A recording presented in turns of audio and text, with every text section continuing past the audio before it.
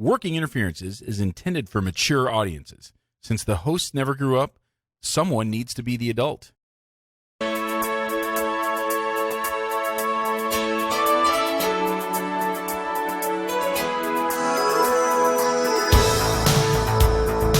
Welcome to Working Interferences with Josh and Lance, the dental advice podcast for the average dentist.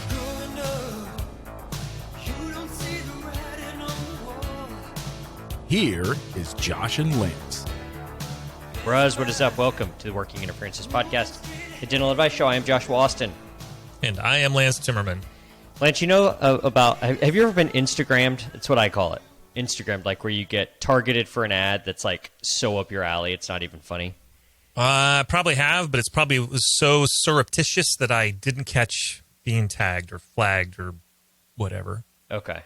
It happens to me all the time. I get just stuff inserted, either ads inserted in the stories or in the feed that are just like, it's just this. It knows me all too well. It knows what I like. It knows what I'm into. It knows that's creepy. Yeah, if you can find me a pair of khaki pants that are like athletic material but cut like normal slacks or whatever, it just knows like I'm a sucker for that. I'm a sucker for hats. I'm a sucker for watches and watch-related things. And so it just has my number down. And over the weekend, I saw an ad a couple times for a University of Texas hat, baseball cap, that I decided I wanted. Okay. But I didn't click on it the first couple times I saw it. And so now I'm looking for it. And it's like it knows that I'm looking for it because it won't show it to me again. Oh, no. And so now I'm like, I sat last night and just scrolled stories for like 20 minutes, just like people I don't give a shit about, just like hoping that this ad would pop up in between. Scrolling the feed. I literally ran out of stories. It was like, we have no more stories to show you. You're done for a while. And then I was like, just scrolling feed. You're confirming why you should do the impulse buying, because it might not come by. That's the thing. You have to click on it. There might be a chance. Yeah. That I'll never see it again. So I'm sitting there like after dinner before we do this. I'm just scrolling shit, just not looking at any of the posts, simply doing the opposite of what I normally want, which is I don't want the ads. I want the content. This time, fuck the content. Show me all the ads because I got to find this fucking ad for this hat. And it's it's like they're coming back in style. Like those golf hats from the 70s that have like the rope that goes along here, that goes along like where the bill and the hat meet. They're like sort of retro-y. They're like 80s like golf hats. I have another one. It's in my stories. I put it on Graham when we were in the hot tub yesterday. Gotcha. And it's like a vintagey sort of look. And so it's burnt orange, and it says Texas in white script on it, and it has a white rope that goes along the bill where it meets the hat. And this fucking story won't pop up. But you know what did pop up? What ad did pop up? Peyronie's treatment? No, not that. An ad for an action figure of Lemmy from Motorhead. From Motorhead? Okay. Well, you got to get that one. What Otherwise, the fuck does Instagram think I want an action figure of Lemmy from Motorhead? I've never once fucking listened to a Motorhead song. I've never listened to it on Spotify or Pandora or Apple Music. I've never talked about how much I fucking love action figures of, I don't know, what is Motorhead, 80s? 70s? 70s, 80s, yeah. 70s, 80s hard rock. I guess now posthumously made action figures of said people. What the fuck are you thinking, Instagram? Did you get your Jimi Hendrix and your Jim Morrison? Just show me what I want. Why are you showing me a Lemmy action figure? It's the wildest shit ever. Well, you're supposed to pretend that you're not looking and just mention it. Make sure your phone is eavesdropping. I've been screaming it into my phone. Orange Texas hat, white script, white rope, nylon, 70s, 80s vintage golf hat. Just Phil Zuckerberg's listening. That's what I keep hoping for. Nothing comes up. Nothing. It's like I invent it in my head, but I know I saw it several times. And You got to casually mention it around Alexa, and she'll pick up. What a fucking world we've created for ourselves. Where I'm screaming what I want into my phone, hoping that the phone is surreptitiously listening to me, and then it decides to show me a fucking Lemmy action figure. Wow. It's like Santa Claus is real. He's watching you, so you got to shout it to the up above. Maybe he's listening. God. Holly's birthday. Yes, it was. Tell me about it. What happened? It was number 50. The big fiver. The big fiver. And we were supposed to go to Ireland. So I had this big thing planned. It was going to be an investment. We were going to take a week and a half off and all this kind of stuff. And because of, at the time, everything was shut down, we had to cancel our plans. We just kind of moved it to we're going to be there in January instead. So I kind of felt I was off the hook of planning anything, doing much of anything, because it was going to be happening anyway. But I was getting a lot of passive-aggressive hints through the kids and people and, what do you got planned? I'm like, I don't know. What do you want to do? Well, what are your plans? Well, dinner would be nice. I don't know. But she was making it very clear on her comments to people on Instagram or on Facebook that it better be fucking good. And so quickly I surprised her with a trip to Palm Springs to hang out at a hotel, a resort that the Renaissance Esmeralda, to just hang out and pretty much just do nothing and sit at the pool and hang out. And but I figured I better tell her before the flight that we're going to go because she's going to need to pack. So Actually, while we were recording last week, I'm getting a text, and she says, is it okay if I go, are we going to have dinner on Thursday with her brother Mark? And I'm like, no. And so she's like, text back, well, so I'll just go by myself. And I write, no. And she's like, I don't understand. I said, I'm recording right now. Let's talk in 60. Well, she thought I was planning to record then, still confused why the fuck she can't have dinner with her brother. So I go upstairs. As soon as we were done recording, I go upstairs, and I'm like, surprise, we're going to Palm Springs.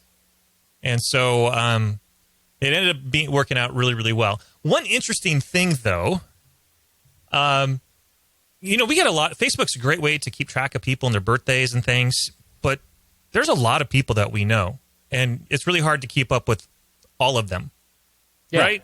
So I kind of I say nice things to the people I've actually met or something. And so at one point, Saturday, her birthday was Saturday, so we had been there for a couple days, and she goes, how come Josh hasn't said happy birthday? And I said, have you met Josh? She goes, well, I mean, you got the podcast together. I said, yeah, me and him. And then somebody else that she barely even knows wished her happy birthday. Oh, see, that's just screwing it all for everybody. And I'm like, but you've met him. 15 years ago at that conference, we had dinner with him. So it's not unusual. She's like, yeah, I don't know. I'm sitting there going... Just to be fair, I don't say happy birthday to like hardly anybody. It's I know. Like my mother and Andrew, and that's pretty much it. And you. But the problem and that was really just because it was quarantine and I had nothing else to do. I know. And it's one of those things, there's so many. If I can't do everybody, I really don't want to do anybody. You know who's good? Moody does everybody. Does he? He must do it while he's taking a dump. That must be the only thing. Tell her I did get her a gift, though. I got her a one-of-a-kind action figure of Lemmy from Motorhead. So I hope she's a fan. I know she's a fan, actually. Yeah, she's a total fan. She's big time. She's right in there, square in their demographic. Absolutely. And the trip, I ended up looking like a hero. My kids were saying, oh, my God, you knocked it out of the park. It was awesome. Until we tried to come home. Because I flew in and out of Ontario because it was going to cost me an extra $600 to fly into Palm Springs, and not at times that I wanted. Palm Springs is a weird airport. Yeah, so I'm like, it's only an hour's drive. However, Ontario is a small-ish airport. So is Palm Springs, though.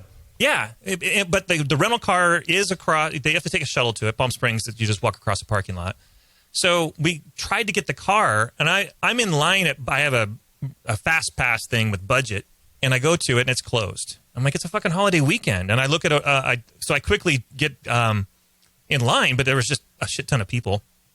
I'm getting mad. Nobody's moving. It's just one person with this huge line. I'm like, fuck. So I do the Hertz Gold member thing and get a reservation. So I say, let's go to the reader board where my name should be popping up and just go get to a car. Pay an extra couple $100. And we go, and the Gold membership is closed too. I'm like, on the weekend is the time to do all this. So I go finally over to National and get a car. And she's like, well, we only have compacts. I'm like, I don't care what the fuck you got. Just give me a car. So then as we tried to leave, I always set up the Bluetooth so I can play music from my phone and podcast or whatever. And it took me a good 20 minutes. And as we're trying to leave, they're like, yeah, it was kind of a thing. As we're trying to leave, the lady says, wait, this isn't your name on the contract. I'm like, I signed it like 7 times. She goes, yeah, but this is from someone in New York. Oh, my God. So I had to go back to the desk, redo everything. But then when we were coming back on Monday, I decided to go an extra hour early because of possible traffic. Well, possible was, no, you underestimated traffic. And so we're just watching the GPS, estimated time of arrival, just going up like a meter in a cab in New York. And it's just clicking. We're like, oh, shit, we might not make it because we're barely moving. So Holly apparently called a number and we're barely understand the guy to move it to the later flight. And we they had to verify, record the authorization. The guy's like, is it okay if we record this? She goes, yes. Correct. Yes. So we think we get our flight changed. So we say, fine, we've got a couple extra hours. We pull over, grab a bite. So then when we go back to the airport, we go to drop off the car, and the lady scans it in. She goes, this isn't you. We don't have record of this car. I'm like, well, it's not mine. Take it. She goes, well, talk to the person up front to close out your contract. And I'm like, I'll fine. She goes, or I'll just call someone. No, I'll just go to the desk. No, I'm calling someone. So she calls and no one shows up. I'm like, I'm just going to go to the desk. And I go to the desk. There's nobody there. So I come back out and Holly's kind of standing next to this woman. I said, let's just go. I don't have time for this. Let's just go. I mean, they have the car. Yeah. So I go to the desk and I finally find the woman and she's like, well, you're 2 hours late. So we were charging you an extra day and that's why it wasn't in the system or something like. So she waived it, which was fine. It took a while for her to clickety clack and everything. So I turn around and I see the shuttle. I text Holly, hey, let's go. She doesn't respond. So I call her on the phone. I said, well, come on, we got to go. The shuttle's about to leave. She goes, I'm on the bus. And I look up to the bus and it's leaving. I'm like, the one that just left? She goes, yeah. Well, goodbye. So I got to wait for the next shuttle. Yeah. And then we get all the way to that same bus after it drops and makes the loop, probably.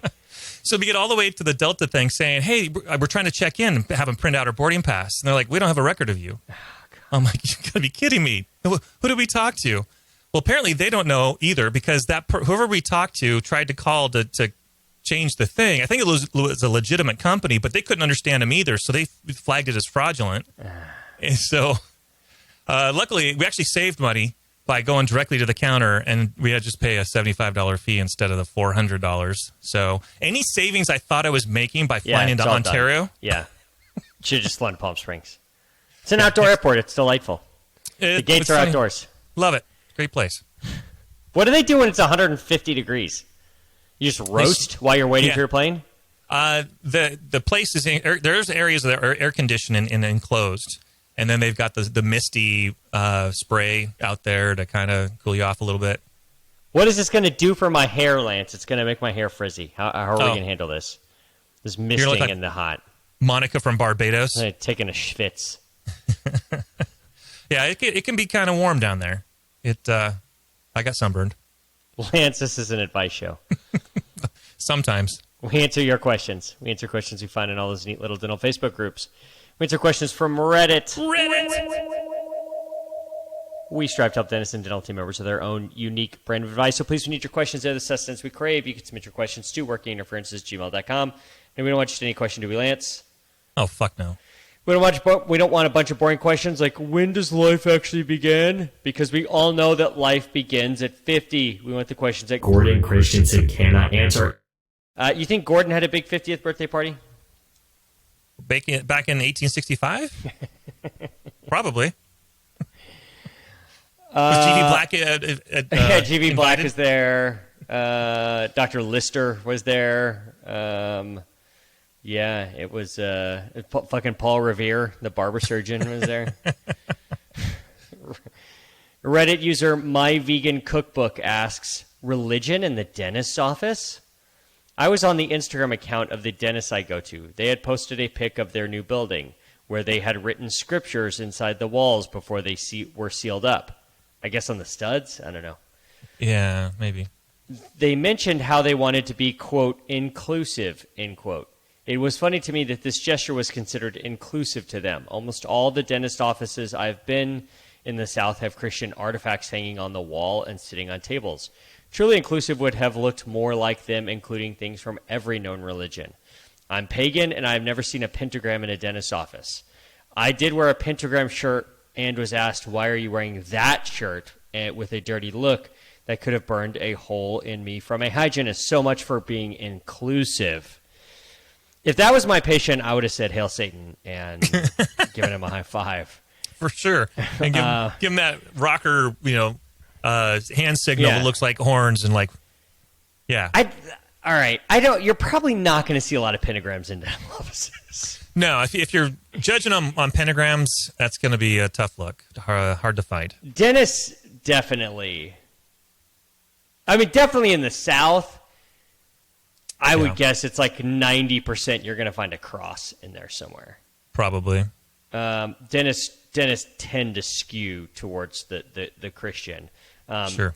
And many are like nauseatingly so, which is tough. Yeah, there's enough of that too. Do you have any religious artifacts in your office? We were at Whistler once, and we saw that one elephant with the 17 arms, and it was supposed to mean good luck. So we bought a little one, put it in the corner. Okay. Yeah, I think it's probably Ganesh. Seriously? I got one of those in there. What about that piece of the True Cross that you bought on eBay for $17.99? Isn't that hanging up somewhere? No. the what is that? That spear that was used to pierce the side of Christ. What was that thing called? Oh, that I didn't know it had an actual name. Yeah, it's got a name. It's the Holy Lance is the name of it. The Spear of Destiny is what I've heard it called before. That's what in science fiction movies it gets called. I need one now. If it's called the Holy Lance, the Holy Lance, the Holy Lance. Spear, or the Lance of Longinus, which is great. It sounds like your fucking porn name. It's the legendary relic that pierced the side of Christ during crucifixion. I think it was Hellboy had that in there, that like any army that had the Spear of Destiny would be carried to victory or whatever. It was like, and Hitler got it, and so that's why they had to get Hellboy to come and. Gotcha. I don't know. The plot details get light at that point. Sure. But you have that. You need to have that hanging in your office. I'm sure you can get a fake one on eBay. Oh yeah, for sure. And just say this is the Holy, and just have like something that says this is the Holy Lance. Yeah. I'll just say there can be only one. There can be. Yeah. Let's see if Spear of Destiny is on eBay. Yeah, the Holy Spear of Destiny, Lance of Longinus, Hofburg version, metal with base, $125 or pre-owned. Huh. Yeah, this is cool. It's like a blade. It's got a gold sort of scabbard. That's nice. It's got some like ortho wire that's bolted it to the stick part of it. Yeah, it's $125. It could be yours. You can get it looks like a little nicer one, a little higher polish for $179. Also comes with a free book. And you can save 5% when you buy more than one. So if you need 3 of it, price goes down to $172. So, keep Can it cut through a tin can as easily as a tomato? You know what would be great is if you could get this thing and it would just like slice right through a zirconia crown. Oh God! Yeah. Then I would definitely buy 3. I would buy that's worth $200 right there for sure. Yeah, right there. You can also get an acrylic case for a Spear of Destiny for $79. Just FYI. Okay. So I feel like you're gonna need this, buddy. Christmas is coming soon. They all are fairly close, but they're all slightly different. Yeah, it's kind of an interesting. I wonder which one is the one that actually looks like the real thing. But they all have that kind of gold in the middle. I kind of want one now. I mean, it really should be your keyring. And it's going to be hard to carry, but that's fine. Yeah. It's more of a conversation starter. Yeah. If you're going to have a religion artifact in your office, like that, this is the way to, like this as opposed to just like a cross. You know, just like everybody's got that. Yeah. That ain't shit. Like this fucking Spear of Destiny right here. That's not a knife. That's right. The Holy Lance. That's not a lance. This is a lance. Oh, there's a novel by Andrew Latham called The Holy Lance.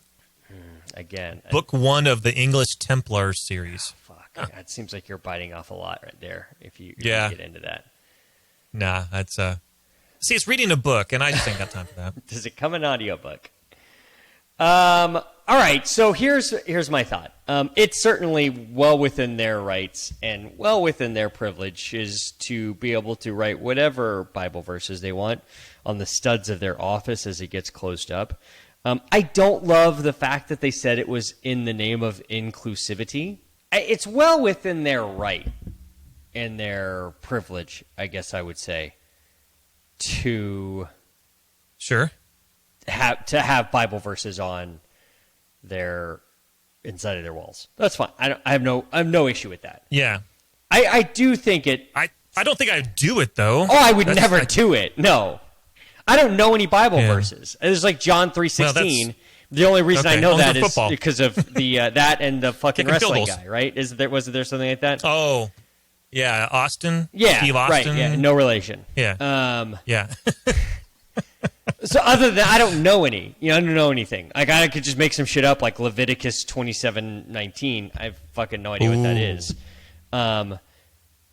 But that's fine. They have every right to do that. I think it's saying that they want to do it out of inclusivity is a little strange because it's like, oh, then that means you don't really believe in it if you're saying you're doing this to be inclusive.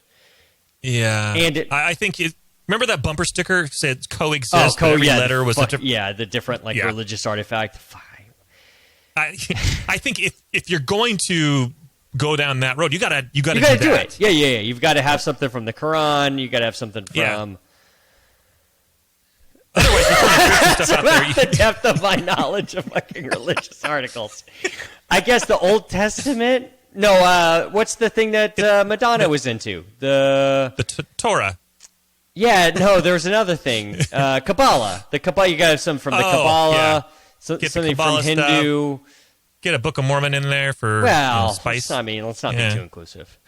Well, if we're gonna be cults, it's got to be get a few different. So I just say you're a Christian dental office. Yeah. You have every right to do. It makes me laugh every time. There's a I'm trying to figure out the best way to say this. There is a grocery store. We've talked about H-E-B before, the sort of only grocery store in San Antonio. And one of the locations is across the street from the Jewish Community Center. Okay. And that particular H-E-B has all, all of the Passover Seder stuff, all of the kosher stuff, huge kosher section, all that, because it's across the street from the Jewish Community Center. So most of the people who go to that temple, and there's actually another temple like around the corner from it. So it's like this sort of the vast majority of sort of the Jewish faith in San Antonio is around that area. So this particular H-E-B sort of caters to that. In that H-E-B shopping center is a dental office, and I went to look it up one day because I see it all the time, and I didn't know who it was. It was like it didn't have their name as the name of the office. It was like another branded name, and so I took a look, and it said prominently in the front of the website, at the very top. So we are a Christ-based dental practice. All right, Wow. But you're like across the street from the fucking Jewish Community Center. Like you can like maybe keep it on the DL, maybe not have it like on the like top like fucking masthead of your website. I don't know. I'm not telling you not to be a Christian, but do you have to plaster it fucking everywhere? Yeah. Do you have to? Yeah. Like you're across the street from the Jewish Community Center. Maybe be a little inclusive and just not have anything. I don't know. Yeah, I think it's have everything or have nothing. Yeah, that's the better that's way. Kind of or just fucking say it's because you're Christians, which is fine. It's totally fine. I have no problem with you being Christian, but just don't say that like you're doing this because of inclusivity. Yeah, it's a weird way to put it or justify it or whatever you're doing. Strange. Yeah, I'd be interested to know if there's any dental office anywhere that had a pentagram in it. Well, I'm going to put one in now. Just yeah, I think I'm going to do out of spite. Do the same. Does it have to be in patient care area? Well, it should be out of patient blood. That's easy to find. I know. So wait, let me find my next scaling or replating that's on the schedule. We'll knock this out. I wonder what if I'd be curious to know. This person walks in, says they're pagan, which is obviously different than Satan. I get it. You don't have to describe it to me. I understand. Better than most people what the Church of Satan is about. It's not actually about Lucifer or the devil or Satan himself. It's about actually self-reliance, and it's more of a anti-theistic sort of deal than it is a sort of theistic of worshiping an actual devil person that lives in hell. Like they don't believe any of that exists. But if you had a person wearing a pentagram shirt, if like the dentist walked in and said "Hail Satan" to this person, like they would have just posted, "My dentist said Hail Satan" to me, right? Yeah. If it ever happens, if I ever have a patient that's wearing a shirt with a pentagram on it, I'm going to say it and I'm going to record it and I'm going to see what happens. Yeah, you got to do that. that. I mean, you're wearing a fucking shirt with a pentagram on it. Like you're asking for attention, or at you least are, comment. right? Yeah, you are. So you absolutely are, and that's fine. It's your right to wear that shirt, and it's your right to be pagan. And I don't fully understand the pagan religion and what that all involves. But I do feel like if you're putting on a shirt with a pentagram on it, you're asking for people to sort of, I guess it depends on where you wear it. Downtown LA, downtown Seattle versus like Birmingham, Alabama or something like that. Yeah, I think you'll definitely get a different response. But it does say something about the South. Almost all the dentists I've been in the South have Christian artifacts hanging on the walls or sitting on tables. So that makes me believe that they're in the South. So, yeah. I would think that probably a safe assumption there. I did get a gift for a patient with a pentagram on it. You got kind of a...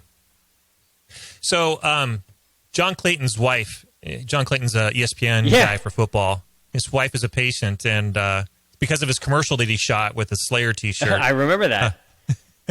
I got him a kind of a cool updated shirt, and it's got like swords in a pentagram Nice arrangement. So and what did he think of this?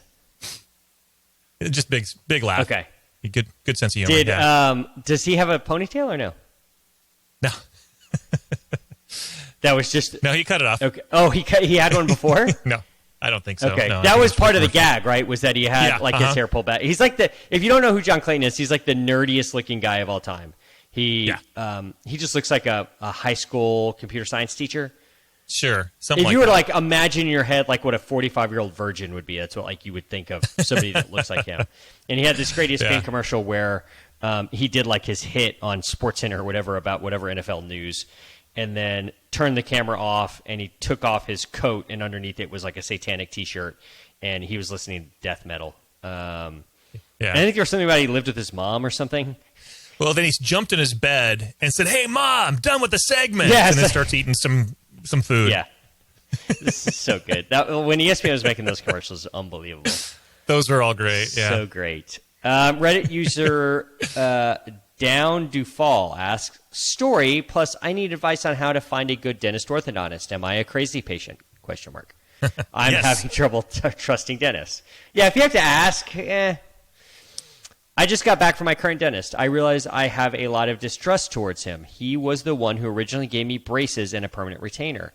I originally asked for a removable retainer, reassured me that this was the way to go in 2012. I trusted him, so I agreed. Over the past years, my retainer has been breaking with teeth, shifting, and I make trips to the dentist sometimes every 4 to 6 months to get my retainer fixed. Every time I go, I ask about a removable retainer, and he says it's not a good idea and has different explanations as to why it's not a good idea. I'm starting to not trust him now because he has contradicted so much. He already told me. He tells me I worry too much, which I can agree with, but my worry feels valid. He minimizes my perspective when I ask questions, and all I want to do is learn about what's happening to my mouth. He has said it would take weeks to months to get a retainer, and at that point, removing my wire would cause permanent shifts, and I would be wasting my money. Now he tells me I need 2 retainers, one with a wire impression as insurance, while the second retainer without a wire is being made just in case something happens.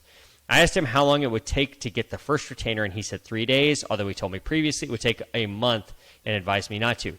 He drops tools in my mouth and has buzzed off my retainer by accident on more than one occasion and buzzed my gums, and then denies he did anything while I'm bleeding.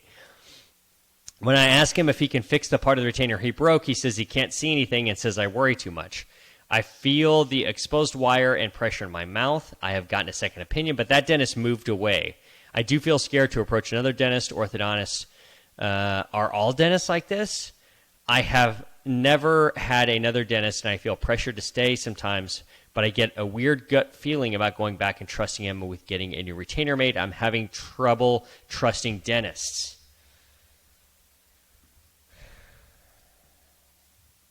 What do you think, Lance?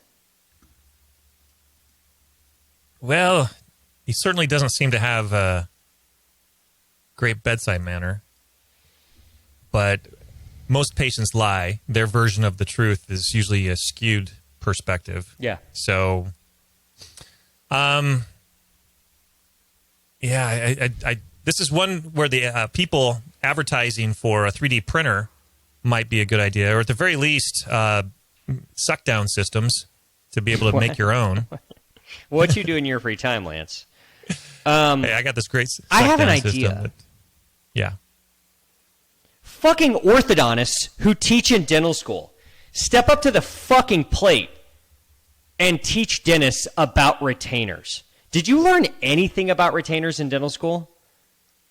Oh no, Essex didn't exist. We were all doing Hollies, and so But like you sent that out. That's just all I really learned was that there's this thing called a Holly, and it looks like a fucking retainer. That's it. Yep. I didn't and we didn't really make one. We didn't bend prescription one. pad. Yeah. We didn't. Here's how you get one. Talk about like Send 'em there. the different indications for what different types of retainers, when to know if you need a bonded retainer, when to know if you don't need a bonded retainer, how to adjust a retainer, how often do retainers need to be made. Any goddamn fucking thing about retainers, yet at least once or twice a day I have to answer a question from a fucking patient about retainers. And I don't know anything because the orthodontists that teach in dental school are borderline malpractice on what they teach. They teach nothing. This is how it's always been, and everyone just fucking laughs about it. And yet here we are, not knowing a goddamn thing about retainers. I have to go take a fucking Invisalign course from a GP named David Galler to learn about like what the retainer system should be with when doing Invisalign. Orthodontists who teach at dental school should be fucking embarrassed. You should be embarrassed and you should be ashamed of yourselves. If we were taught endo the way we were taught orthodontics, we would be twisting our wires for our fucking K-files, making them ourselves. Like, that's the bullshit that they teach. Yeah. Every other specialty teaches us shit that we use, except for you guys. And you just sit there laughing, counting your fucking money. Any orthodontist listening to this, like, you all laugh thinking of, like, knowing who the pre-doc ortho professor was. For us, it was a guy named Clarence Brick. Get fucked, Clarence Brick. You taught us nothing about anything we could fucking use. We put some, I don't know, I remember we did some molar uprighting shit where we bent some fucking band and put it on and some teeth and wax. and then you put it in hot water and nothing moved, and so then you picked up your model out of the hot water and took your thumb and pushed it through the wax that the molar uprighted. And that was a passing grade. That was an A. That was an A for the course. A for Ortho Lab sophomore year. You should be fucking embarrassed if operative taught us like that. Like, what would we be? Like, this is shit we deal with all the time.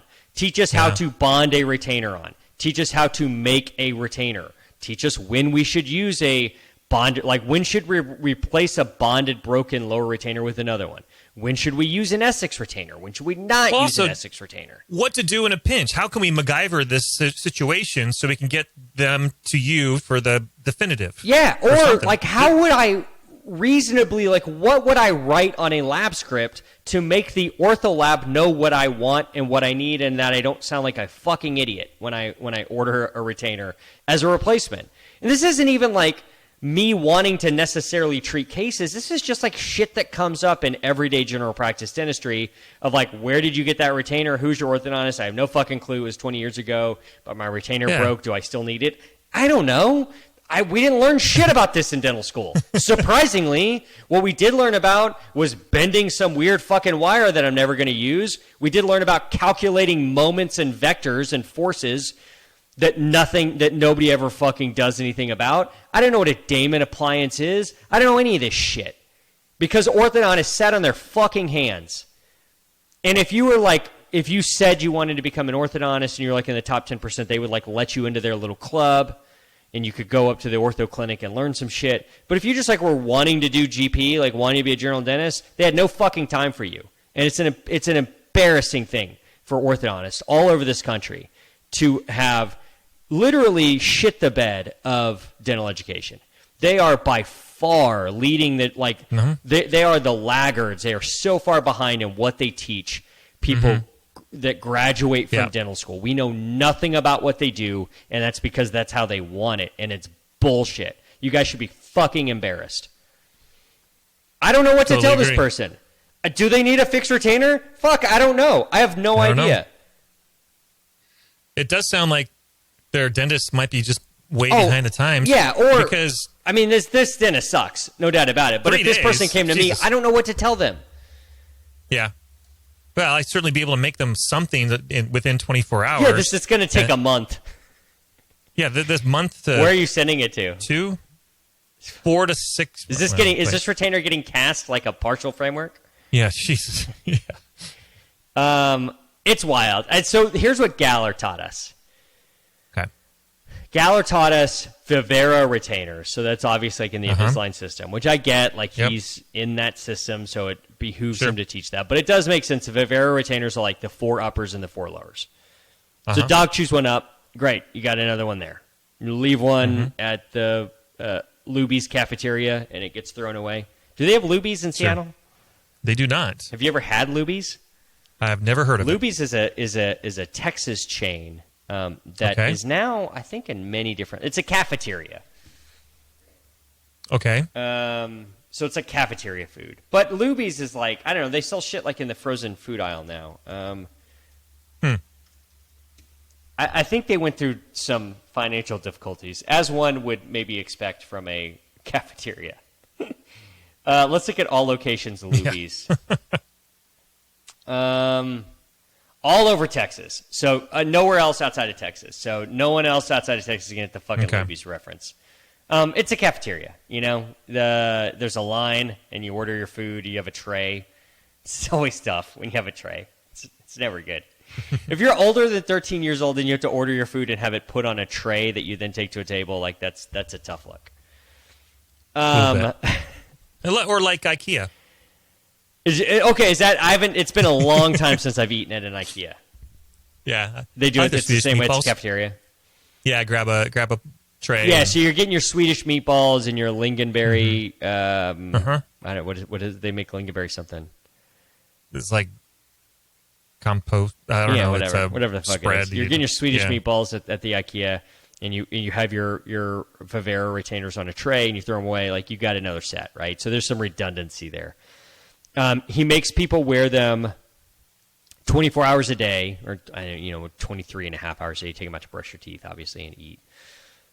and then for 6 weeks, and then you go into them just for nighttime wear. And if any relapse happens once they go to nighttime wear, then you can move them towards a bonded lingual retainer. And he uses this lab where they like bend it for you, and they go ahead and put like the little composite knobs on it, and then they make you a little delivery tray that you deliver it on. Which is pretty sweet, but he never starts there. And it was like, okay, well, here's like a fucking system of like how I should be thinking about this. I'm glad that it only took me 15 years of being out of school to be taught how to handle this. After fixing God knows how many busted lingual retainers, after having God knows how many people call me and tell me they lost a retainer or whatever, and like what to do. No idea until this fucking guy who's a GP, taught me how to do it. Like orthodontists are just God. Yeah. Those are the fucking worst. You guys are the worst at your pre-doc education. Let me put it that way. Yeah. You guys are great. I appreciate you guys doing what you do. But you got to talk to your brethren who teach at the schools, and there's got to be some shit you can teach, man. There's got to be something you can do better. Yeah, it's too much of a mystery. Yeah, just find a new dentist and find like a board-certified orthodontist. They can handle this for you. Perfect. They can handle this for you. There's actually a couple of orthodontists in town who I like their bonded retainers better than I like other orthodontist bonded retainers. There's one guy in town named Tito Norris, and he bends the wire so that it comes down so they can still floss in between it. But like the wire bends down and goes. I've seen that, which is super cool. It's hard. It's really hard to bend. I don't think he bends them. I think he has a lab that does it.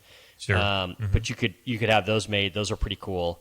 And then some of them use these big, these braided wires, which always tend to fray. And they'll they get sort of braided enough that like the first little wire breaks, and then that just like starts the unraveling and the fraying of it. So I don't like those braided ones.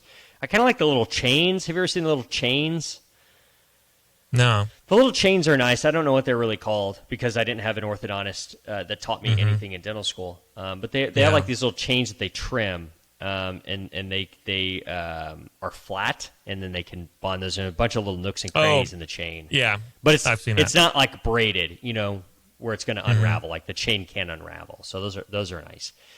Just get a new fucking retainer put on by like an orthodontist who knows how to do it, where they air braid the enamel and clean everything off and put a new wire on with new bonding and all that. Like that's much better than this shit. If it's breaking every 6 months, like he just did it shitty. Yeah, it doesn't sound competent. Whose turn is it for a song? That would be you. Oh, fuck me. Are you kidding? I did Keen doing a cover last week. Oh, yeah, and we got into the fucking discussion that your brother jumped in on pretty quick once the episode came out about... Ireland and UK and still no resolution. I mean, he talked about their flags for 15 minutes in a text message, but that's pretty much the end of it. Didn't learn much. Thanks, Clint, for nothing. Hey, rate and review us. How many retainers do you like, Lance? 0. But I am a big fan of 5. There's about 5 retainers I've seen in my life that I like. In 15 plus years of doing dentistry, I've seen 5 retainers I like. So we'd love a 5-star rating, iTunes, Google Play, Stitcher, Spotify. If you're flicking through Podbean, flick 5 stars. Hit us up on the web, workinginterferences.com. Hit us up on all of the social bullshits. Facebook, Working Interferences with Josh and Lance. Funny shit for dentists and dental team members. DM us if you want in on that and you don't have thin skin and are cool. Twitter at Winterferences, Instagram at Winterferences. Lance can be found on Instagram at Dr. Timmerman DMD. I can be found on Instagram at Joshua Austin DDS. Mash that follow button. I was listening to a podcast of Bill Simmons, who I like, the sports guy on The Ringer, and they had on Adam Duritz from the Counting Crows. I know we had a Counting Crows song not long ago, and we talked about him a little bit, but he talked a lot about this song that I remember pretty well, although I didn't know much about it, called Mrs. Potter's Lullaby. And it's an interesting song because it's like, It's like 8 minutes long. It's like it's a long song. So I apologize for those of you who have to listen to this song. But it's the funny thing. It's an interesting story. So Bill asked Adam Duritz about like the backlash that he got from dating a bunch of celebrities, and he dated like Jennifer Aniston and a bunch of other actresses. And so it turns out that he had seen this actress named Monica Potter. Do you know who she is? I don't. Monica Potter, I think she was in Con Air. Okay. Yeah, she was in Con Air. She was in Patch Adams. Let's see what else she was in. Her. She was in Parenthood. Yeah, Parenthood, the TV show. Okay. Along Came a Spider. Kind of generic 90s blonde. Mm-hmm. But, I don't know. Did some stuff. She was also in Saw. But she was the girlfriend. She was Cameron Poe's girlfriend in Con Air. That's like where you would know her from. That's a big fucking part. That's a big stinking part. And she was in that. So he had seen her like on Con Air or something like that. And kind of got a little crush on her from that. And so he writes this song, Mrs. Potter's Lullaby, about Monica Potter. And then like a couple months later, he's at a party, and Monica Potter is there, and she's like, "Did you write this fucking song about me?" And he's like, "Yeah." And so they start dating, and so he started dating her after he wrote this song about her, and it's just it's just like the greatest fucking flex of all time. If you're just like a professional musician, one of those popular bands in the world at that time, you write a song with an actress's name in it. And then you end up going, and like and then you date her. Like that's just the flex of all flex.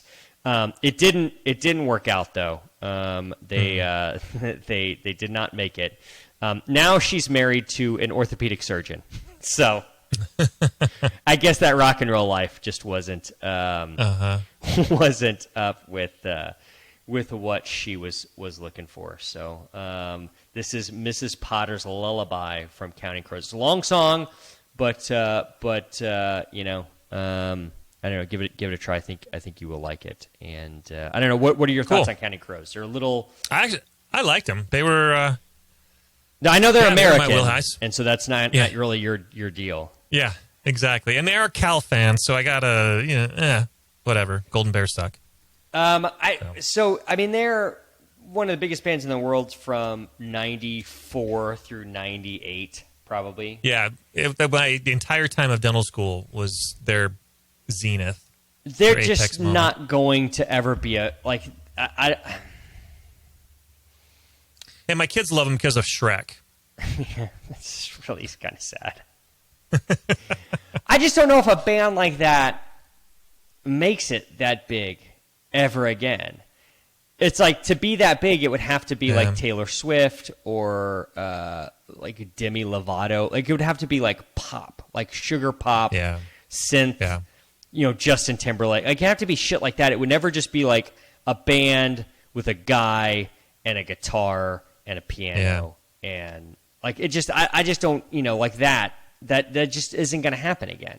The same way that like Nirvana won't happen ever again. Like that day is over. Like you just.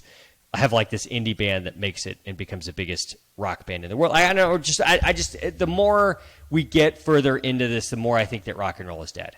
And not that even the Counting Crows are like really, really rock, but it just will never happen. Like there will never be another Who. There will never be another U2. There will never be another Nirvana. Like those days are just fucking over. It's now just hip hop and pop. That's it. That's all there is. And it's like it's kind of sad for now. Yeah. Yeah. It's kind of sad because we're just not going to get songs like this. Yeah. Enjoy Mrs. Potter's Lullaby as you weep into your hanky mourning the death of rock and roll. For Lance Timmerman, I'm Josh Austin. Peace. Stay fresh, cheese bags.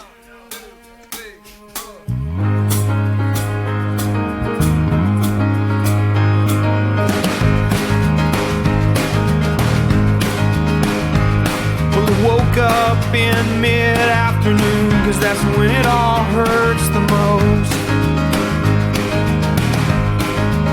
I dream I never know anyone at the party, and I'm always the host. If dreams are like movies, then memories are films about ghosts.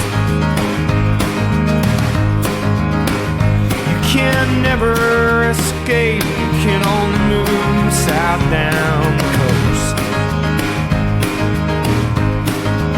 Well, I am an idiot, walking a tightrope of fortune and fame. I am an acrobat, swinging trapezes through circles of flame. If you've never stared off into the distance, then your life is a shame. And though I'll never forget your face, sometimes I can't remember my name. Hey, Mrs. Potter, don't cry. Hey, Mrs. Potter, I know why, but hey, Mrs. Potter, won't you talk to me? Well, there's a piece of Maria in every song that I sing. And the price of a memory is the memory of the sorrow it brings. There is always one last light to turn out and one last bell to ring. And the last one out of the circus has to lock up everything. Or the elephants will get out and forget to remember what you said. Ghosts of the tilt-a-whirl will linger inside of your head. When the Ferris wheel junkies will spin there forever instead. When I see you, a blanket of stars covers me in my bed. Hey, Mrs. Potter, don't go. I said, hey, Mrs. Potter, I don't know, but hey, Mrs. Potter, won't you talk to me? All the blue light reflections, they color my mind when I sleep. Lovesick rejections that accompany the company I keep. All the razor perceptions that cut just a little too deep. Hey, I can bleed as well as anyone, but I need someone to help me sleep. So I throw my hand into the air and it swims in the beams. It's just a brief interruption of the swirling dust sparkling jet stream. Well, I know I don't know you, and you're probably not what you seem. But I'd sure like to find out, so why don't you climb down off that movie screen? Hey, Mrs. Potter, don't turn. Hey, Mrs. Potter, I burn for you. Hey, Mrs. Potter, won't you talk to me?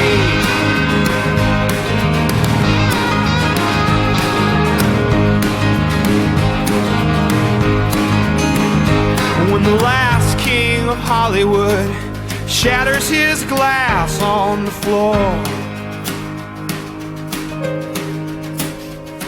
and orders another.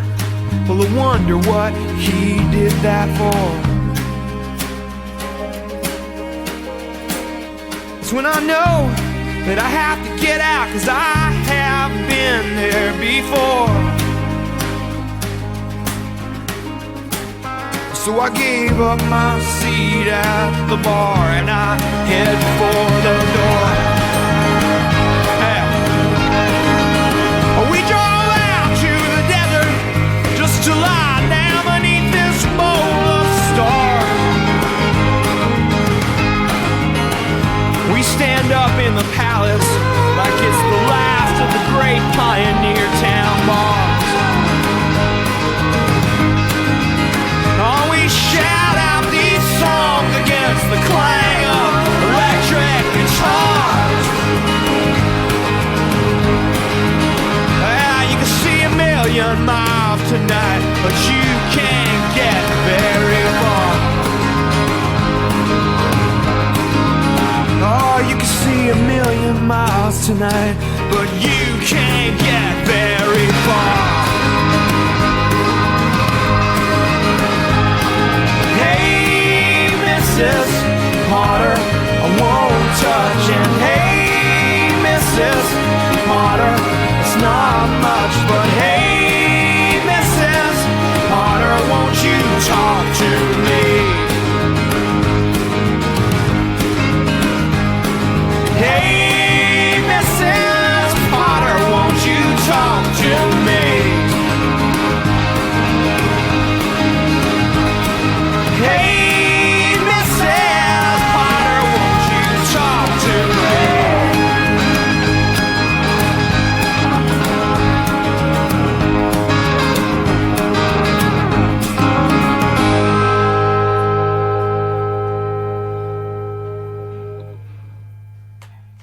Oh, it's very nice. Thank you very much.